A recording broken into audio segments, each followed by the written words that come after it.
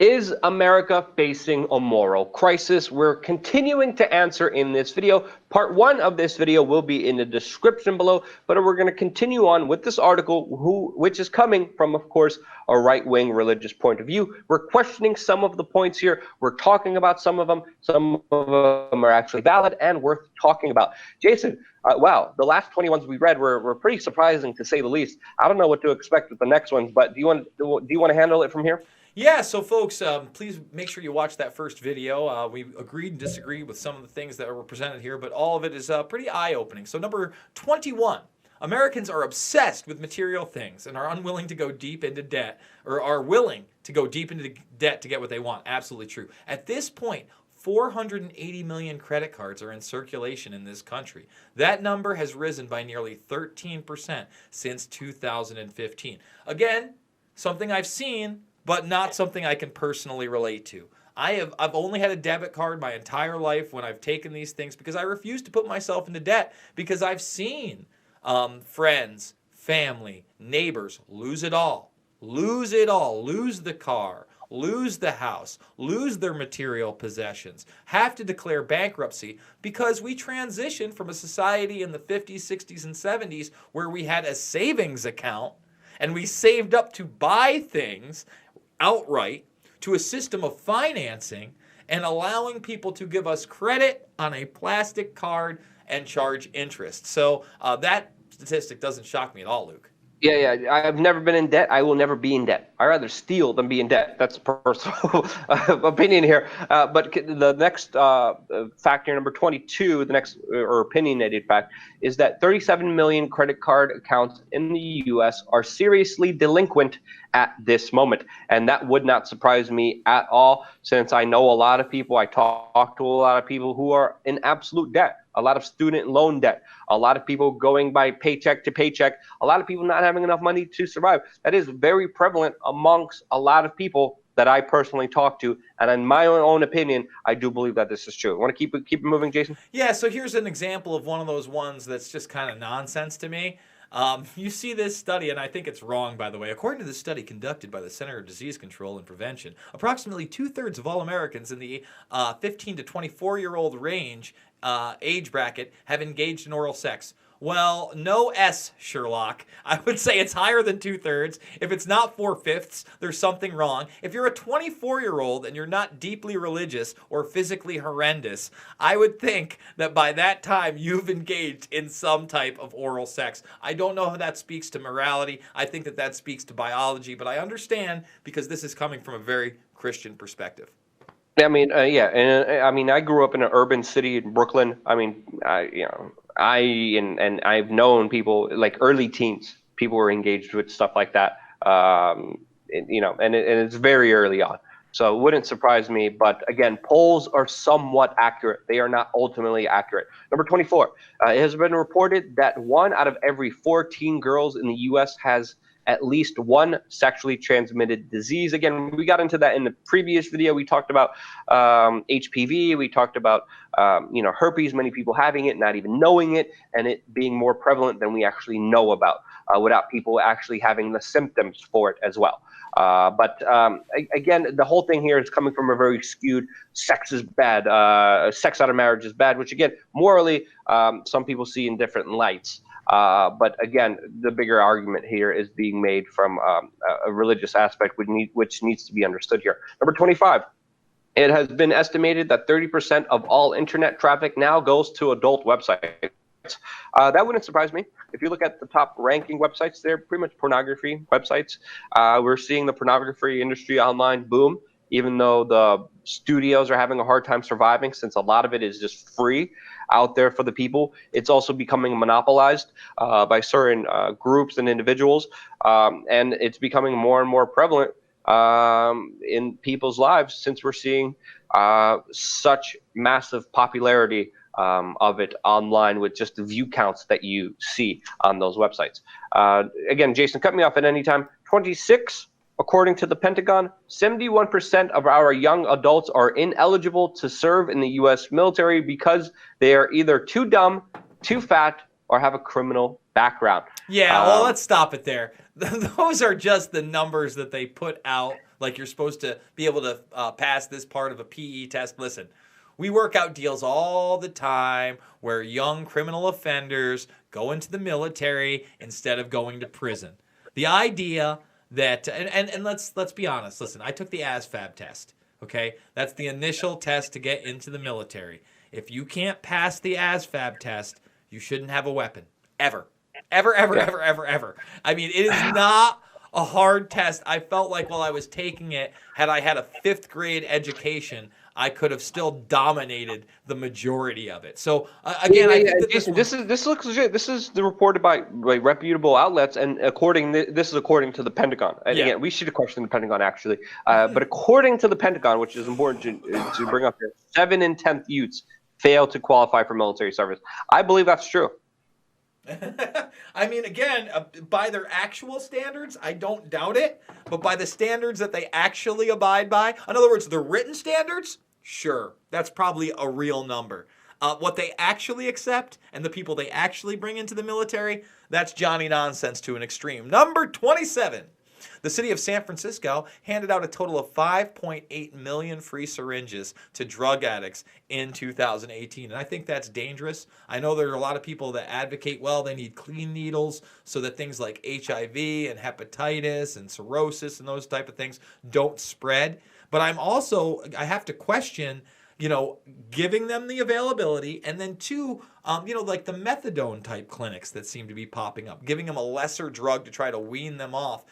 I don't know that I'm down with that, and especially because you know what it is, Luke? It's government intervention. I know you love government. Well, in clinical studies in the Netherlands and in Portugal, it has served to a very positive effect in society, in the community. It's questionable, and I still have to look and deep dive into the effects that it had on Vancouver and San Francisco. Of course, a lot of people are detesting this in Vancouver and in the United States, specifically in San Francisco. But from the studies that I have looked into, it has had a positive effect, specifically in the Netherlands, specifically in Portugal. But again, different cases for different countries, just like other topics. It all depends on the culture. It all depends on the people and individuals. And I do have to look into that more. But again, some people would argue it's really great. Some people would argue it's really bad. We still have to look for more evidence and more details and more of the data to make that decision, in my opinion. Number 28, during one 7-day stretch last summer, a total of 16,000 official complaints were submitted to the city of San Francisco about piles of human feces littering the streets. And I think we could confirm that. I've been in San Francisco. There's crap all over the place. I agree. You want to go on to the next one, Jason? Yeah, that is really morally degraded, but absolutely true. Can't argue with that one. 29, when you include unfunded liabilities, the true size of our national debt is $222 trillion. What we are doing to the future generations of Americans is beyond criminal. Listen, you're not going to get me arguing with that one. We've covered that ad nauseum over the year, that the zeros and ones and the fake money they print out of nowhere with nothing backed has caused us to go into incredible debt. I believe the actual number, is above 21 trillion that the government is putting out there. But again, when you look at the unfunded liabilities, I bet you that this is spot on. And it's one of the reasons that our fiat economy can't last forever. Number 30, the suicide rate in the United States is up 30 since the year 2000. This is a statistic from the CDC, and it wouldn't surprise me at all, since we're seeing higher rates of depression, higher rates of mental health problems, amongst a lot of people, which some people contribute to social media use, which shouldn't surprise me. Since how it's used and weaponized, and there could be a whole bigger discussion on here. Number 31 is also related, saying suicide is now the second leading cause of death for Americans from age 15 to 24. Wouldn't surprise me as well. 32, quote, we are literally destroying the planet that we have been given. It is being projected that the total amount of plastic in the oceans of the world exceeds the total weight of all fish by the year 2050. Again, rough estimate here, but the ocean is definitely polluted.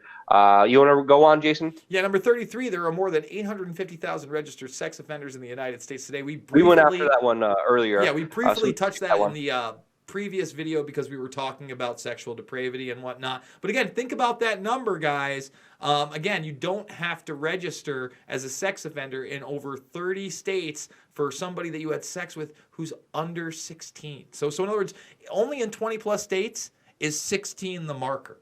So we have to say we have even more perverts than that. Number 34, the number of American babies killed by abortion each year is roughly equal to the number of U.S. military deaths that have occurred in all of the wars that the United States has ever been involved in combined. I'd say that's a pretty bold claim, but the bold claim of, I believe, over 60 million abortions in the top 20 makes that very plausible. Yeah, they're saying that the mark of 50 million was passed in 2008. The source is the Baptist Press. Again, very religious, press here. So I would kind of question it and want more information from that as well.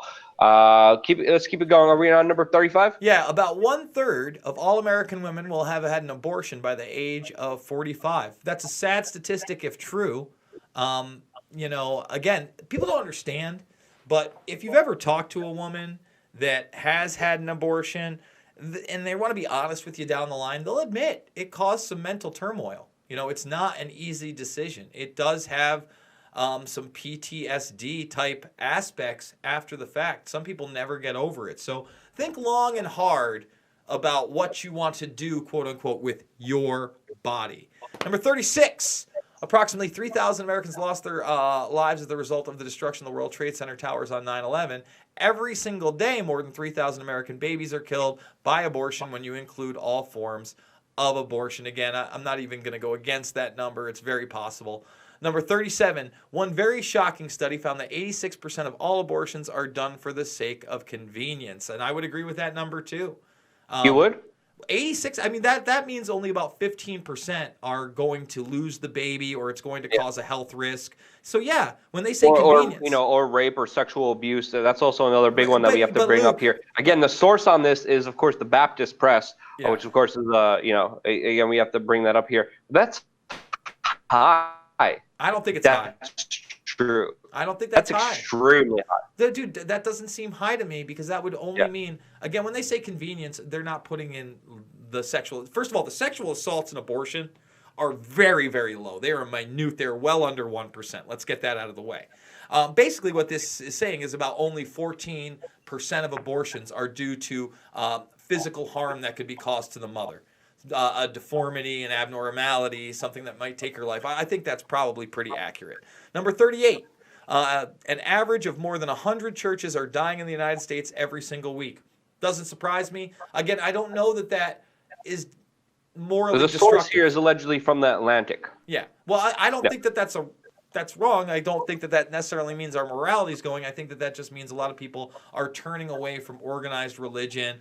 The Protestants, the Methodists, they're not gaining people by any means. They're losing. I mean, that's been going on for quite some time. Number 39, only about 27% of all millennials currently attend church on a regular basis. I'd be shocked if it was that high. Again, I don't live in the Bible Belt, but if you're telling me 1 out of 4 millennials, 1 out of 4 plus goes to church, maybe that's going on in Missouri and Kentucky and Utah, but I'll tell you right now, it ain't going on in New York and California.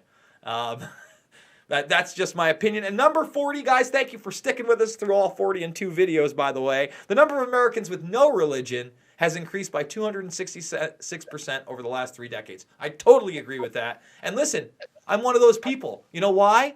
Because organized religion has brought me to a very jaded place when I talk about spirituality, when I talk about the human spirit and the soul. When Catholicism is responsible for so many demonic things that happen to children. It's hard for me to find myself abiding by a system that has shown to be oppressive and repulsive in many respects. And corrupt.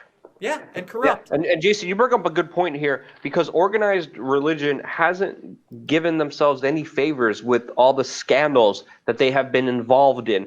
That's another important aspect. And more people are, of course, finding out about a lot of their delusions, and sadly become, less religious. A lot of people contribute people becoming less religious to a lot of the corruption of moralities, of values and virtues. And this is pretty much heavily dominated here along the facts here, along this bigger question: is America facing a moral collapse? After looking at this, questioning some of them, not believing some of them, highlighting some of them, what do you think, Jason? Is America facing a moral collapse that is spinning, quote, wildly out of control? What do you think?